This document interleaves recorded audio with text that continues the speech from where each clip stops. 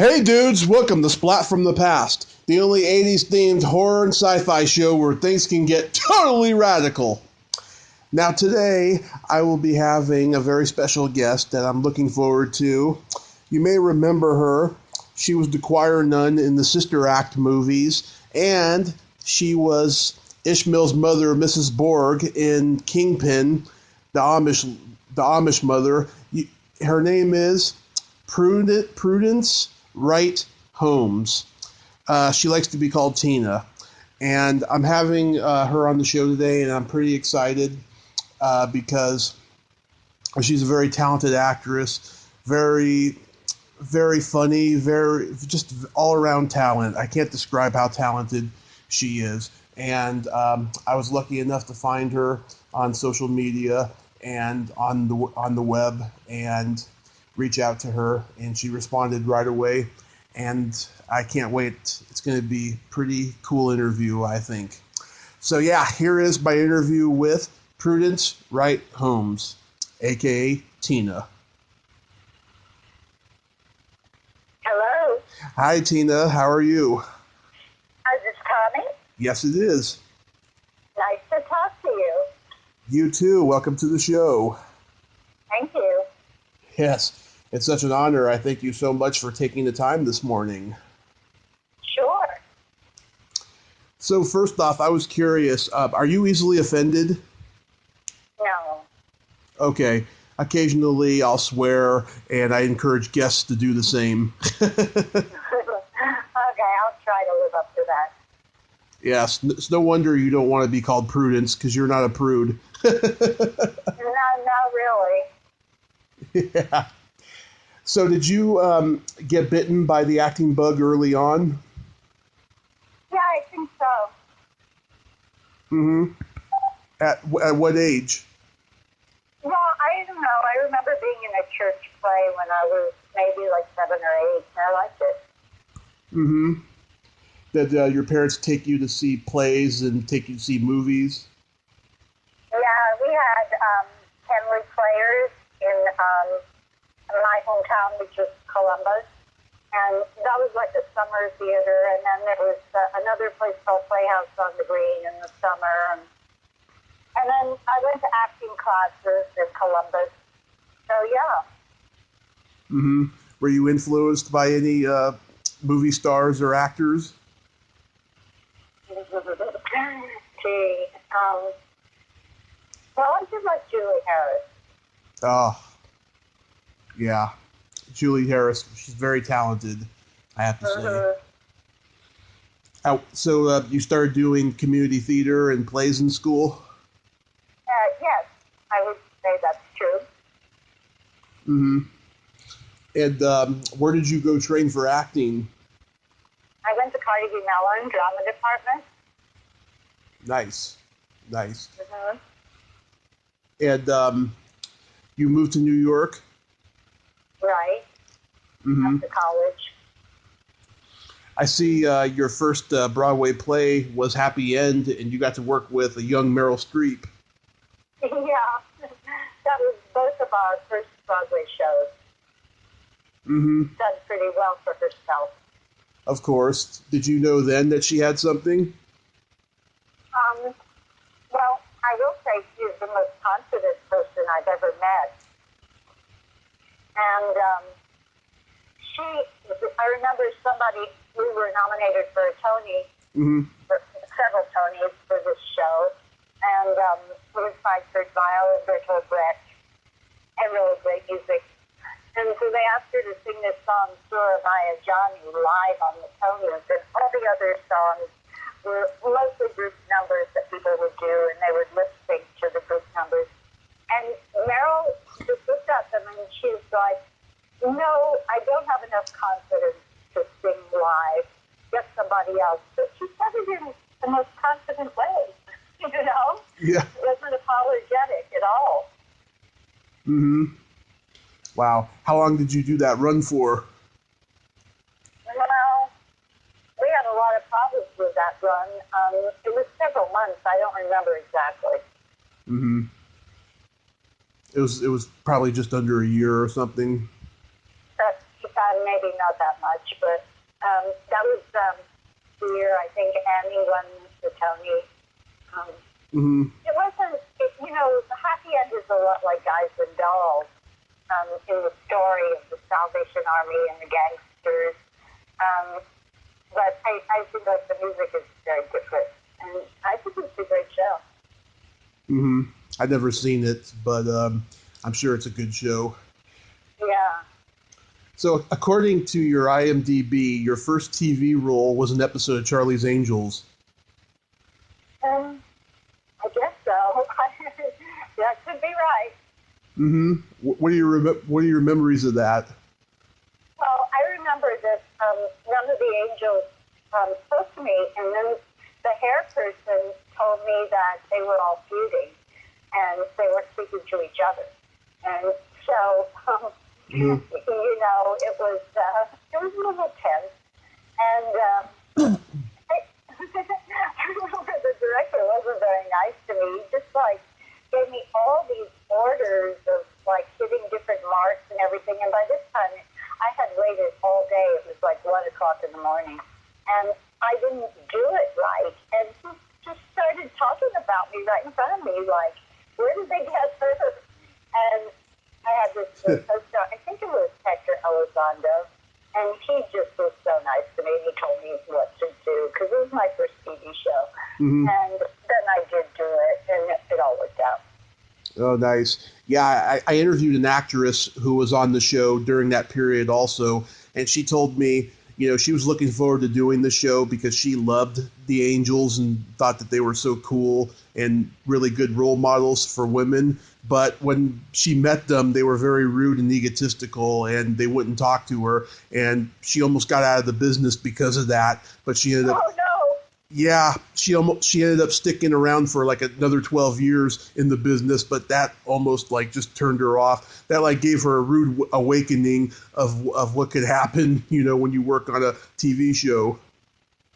Yeah, well, that was my first, I guess it was a little bit of a rude awakening. Yeah, that's sad, but it happens, especially when a show gets that popular. Yeah.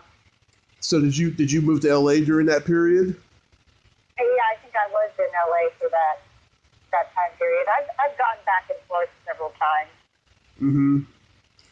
Yeah, you seem like you get a lot of roles both in New York and Los Angeles, and you're very lucky because a lot of actors don't get that nowadays. Yeah, well, I don't know if I'll ever go back there again, but I'm pretty ensconced in New York now. You had an uncredited role in Excalibur. Excalibur? I don't remember that. That's the sword and sorcery movie that John Boorman directed with Liam Neeson and Patrick Stewart. I don't think I was in that. Okay, that's one of the inaccurate IMDb credits. Yeah, okay. Did you play an audience member on the Garry Shandling show? Yeah, I did. I was, heckling him. What was that like? Well, I don't remember that much about it. It was fine, I remember, I was in LA, and I was trying all these different marketing campaigns, and I had this photograph of myself that I made into postcards, and I had these wire rim glasses, and I was topless, and I had one of those little fox fur pieces, and the head was coming down, almost biting one of my breasts, and so I sent that out, and this casting director called me up, and she's like, that is in very poor taste. How could you send out something like that? And then she gave me an audition. So I guess it worked. Wow. Do you still have a copy of that picture? Somewhere. I'd have to look for it. Yeah. Did you see the documentary they made about Garry Shandling? No. I'd love to see that, though. Yeah, it's on HBO. It's great. I'm a stand-up comedian, and I never thought he was a great comic when I was younger, but ever since I watched it, I'm just impressed at just what a craftsman he was at his comedy writing and what a genius he was. And he actually was pretty funny. When I was younger, I didn't get him, but now I do. And yeah, he was pretty talented. Yeah, I didn't have that much contact with him, but I agree with you. Mm-hmm. That was pretty sad. That was like one of the most sudden deaths in comedy I have ever seen in history. I was really shocked about that.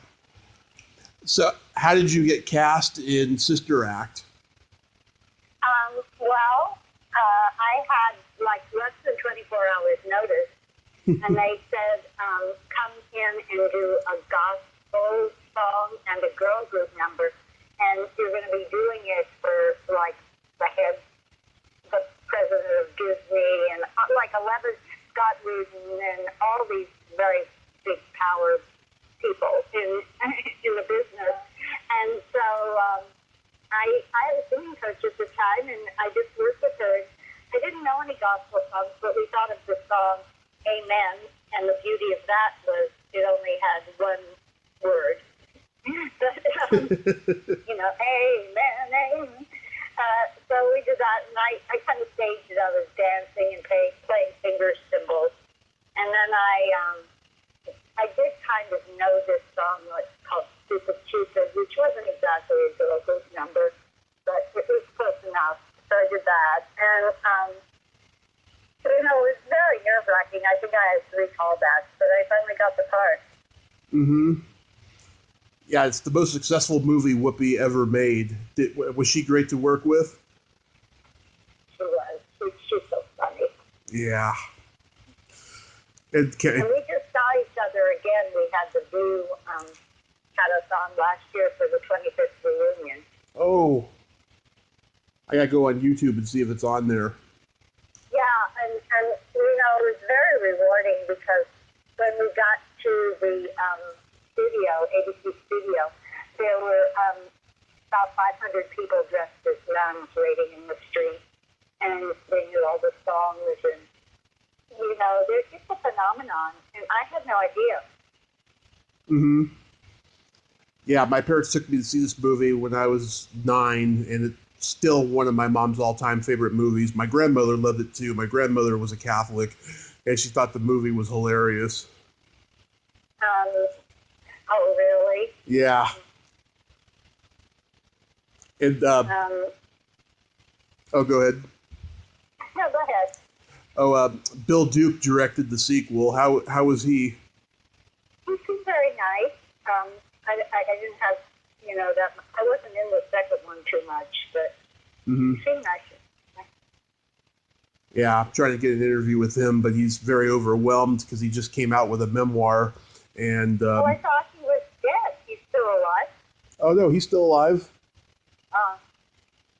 Yeah, but hopefully I will get to interview him. Now comes my favorite Farrelly Brothers movie, Kingpin. Yeah, and I just saw Peter Farrelly. I just ran into him at the screening of his new movie. Nice. Was this? Which is great. Mm-hmm. Green Book. Yeah, I haven't seen it yet, but I hope it's pretty good because I love their movies. Are you a fan of their movies? Oh yeah, and I thought Green Book was really great. Mm-hmm. So was it a standard audition for you? I remember going on tape. I never even met them, and I tried to look really old, like an Amish woman, and actually I'm about the same age as Randy Quaid. I was playing his mother, and Peter was kind of shocked when he saw me because I was like I looked at the audition because that's the first time we met.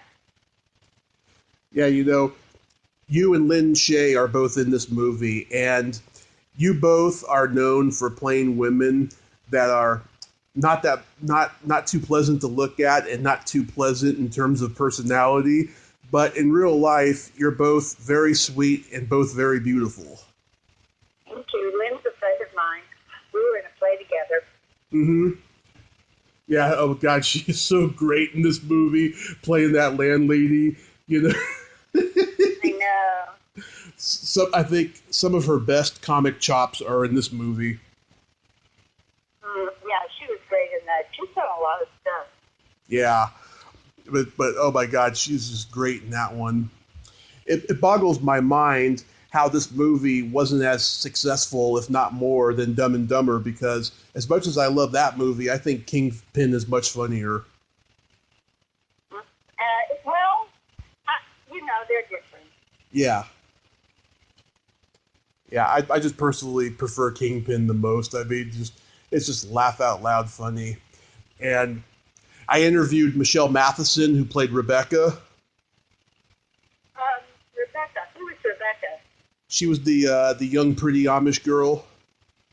Oh, yeah. I interviewed her. Oh, she was a lot of fun. My favorite line in the entire movie is actually at her expense.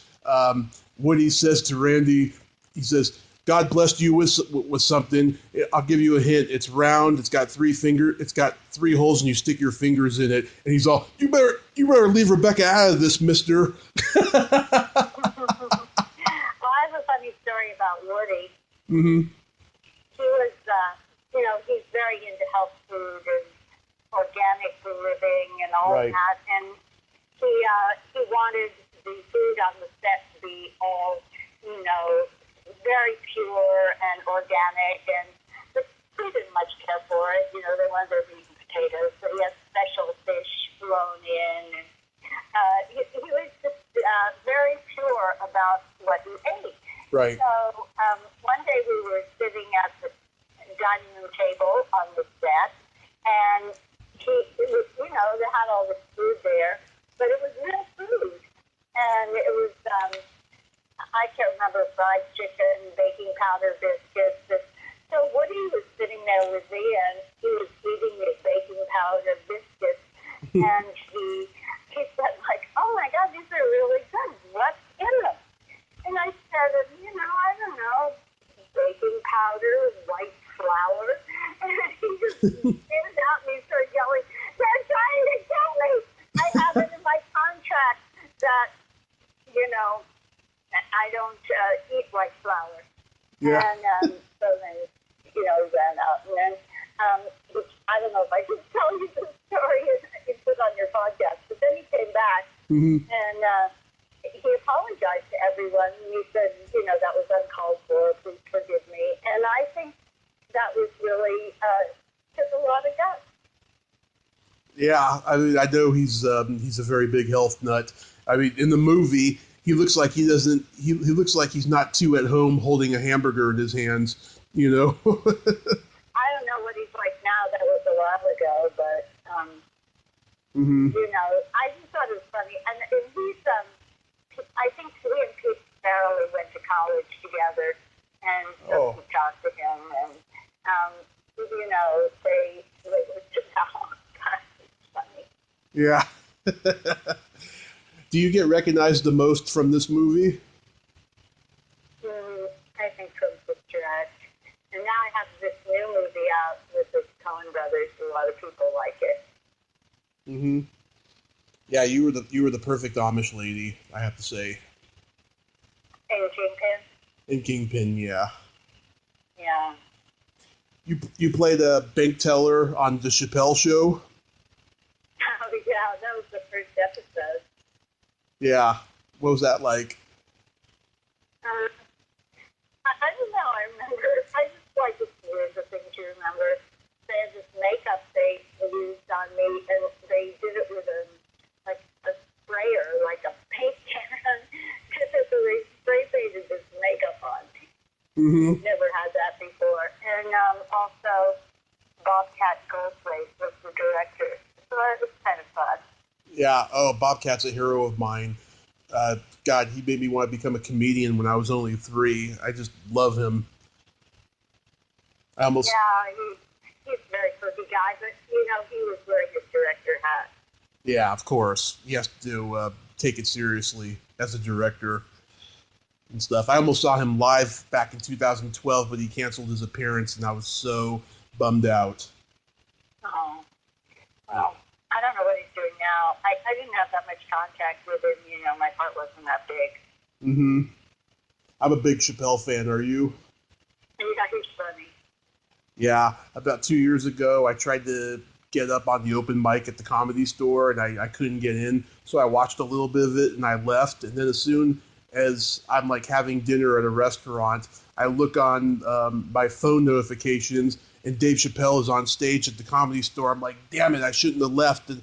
And I was just, I was just too upset that I didn't get any stage time. But oh well. Are you in LA? Right now I'm in Redding, California. Oh, is that near LA? It's about 6 hours away. Yeah. Oh, north or south? It's north. Yeah. Yeah. It's up north and stuff. It's a little redneck town over here, countryside.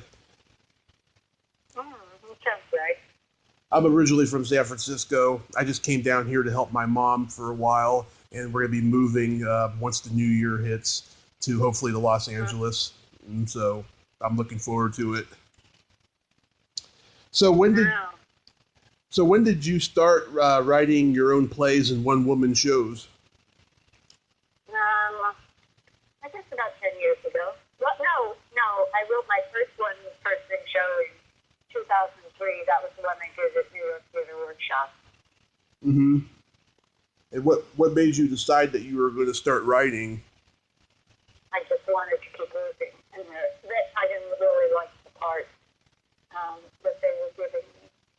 Mm-hmm. You think you got typecasted? Well, I mean, I don't know. I just think like the roles for older women are not always to my liking. Mm-hmm. And go ahead. I wanted to play women who were more positive role models. Mm-hmm. I know, because you play a lot of quirky characters. I mean, Right. you play every type. I mean, you play spinster, you play, crazy bag lady or something. You play all sorts of quirky roles. And yeah, I mean, that was like probably right when the internet was starting to get popular and people were starting to create their own content because they wanted to keep working. Yeah, and I've done really well with it. I was just in Edinburgh with one of my shows, and I was sold out almost every night. Mm-hmm. So how long do you usually write a play for? It varies. I have a new play now I'm writing about the solo show about the woman Meep who helped Anne Frank for 2 years. She was like her savior, really. And she was the one who found the diary after the Nazis took the Franks. This woman is a huge hero. She was knighted by the Queen of the Netherlands, and she won an Academy Award for a movie based on her book when she was 100 years old, and she was there to accept it. Mm-hmm. I'm sure writing a one-woman show, I mean, that's a lot of work compared to writing a play, right? Well, I've written plays, too. Well, that's what I mean. I mean, but a one-woman show, I mean, that seems like it would take a lot longer to write. It's a lot harder. They're just different. And with me, it was helpful that she wrote a book because I could get all the information from that in the movie. Mm-hmm. Are you good at writing dialogue? Yes. Mm-hmm.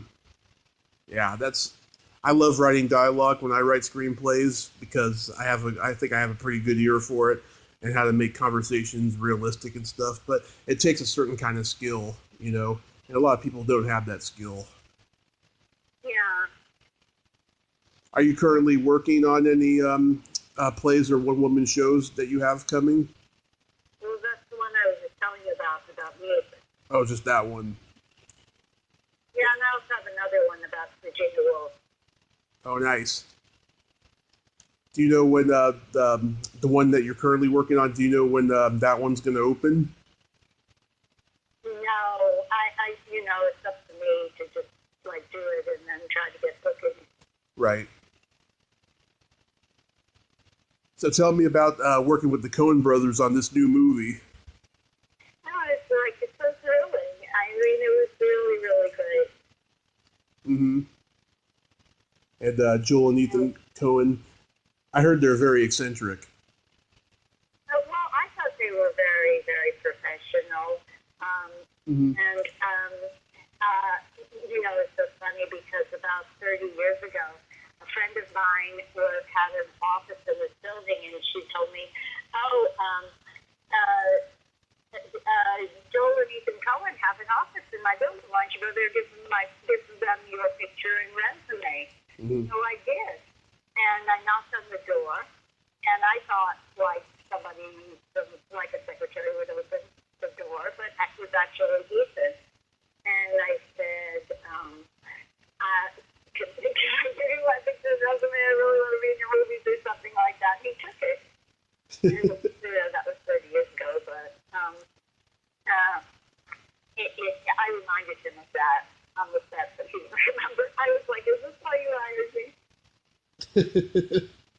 Wow. And this is a Western anthology movie? Well, it's a Western, and there are several different stories in it. Mm-hmm. There's a lot of big names in it. Who did you particularly work with? Billy Kazan and Jefferson Mays. Mm-hmm. So you worked the gal who got rattled. It says Right, here. yeah. Mm-hmm. Mm-hmm. So yeah, so it must be a lot of fun making a Western. You get to ride horses and. Well, I didn't do it with that. I was the landlady of the boarding house. I don't know how to ride a horse. Mm-hmm. But I did have to wear a very uncomfortable period costume. Mm-hmm. It was uncomfortable. Oh. Go ahead. It was uncomfortable. It was too tight. Well, the corsets and the waist and, all the undergarments. And it was hot. So. Mm-hmm. Shot it in the hot summer. It was end of August, beginning of September. Mm-hmm. In Santa Fe. And it's a Netflix movie. Yeah, it's on Netflix too. I don't quite understand why a lot of movies are doing that now, but they are. I know, it drives me crazy. I love going to a theater and watching a movie. Yeah, well, it must be profitable. And the whole independent film structure now is just completely fucked up. Yeah. So many movies just don't get seen anymore. Well, I mean, they're the Coen brothers. They're pretty big. Mm-hmm. Yeah. It says here that it did have a limited theatrical run, but now it's on Netflix. It's still in the theaters. Oh, okay. And the National Board of Review named it as one of the top 10 best films of 2018. That's good. Yeah. Oh, that's good. Mm-hmm. So you got the Ballad of Buster Scruggs out. Is there anything else you have coming out you'd like to plug? I can't think of. Well, I'm in that Ethan Hawke movie. Oh God, I'm trying to remember. First Reformed. With Ethan Hawke. It's directed by Paul Schrader. Mm-hmm. I'm looking it up. Here. That got quite a bit of press. Mm-hmm. Not Stockholm. It's not Blaze. I'm looking at First Reformed. It's called Reformed. Right, First Reformed. Oh yes, First Reformed. Mm-hmm. So you're in that as well? I am, yeah. And I did an episode of Orange is the New Black last year. Mm-hmm. And this year was going to Edinburgh. And, Nice. Looks like you're working hard and still pretty active. That's great. I'm trying to be. Mm-hmm. Well, Tina, I hope I get to see you in a show someday or something. And I'm glad we got to do this. I thank you so much for your time. I'm happy, and thank you very much. Nice talking to you. You too. Happy holidays and God bless you.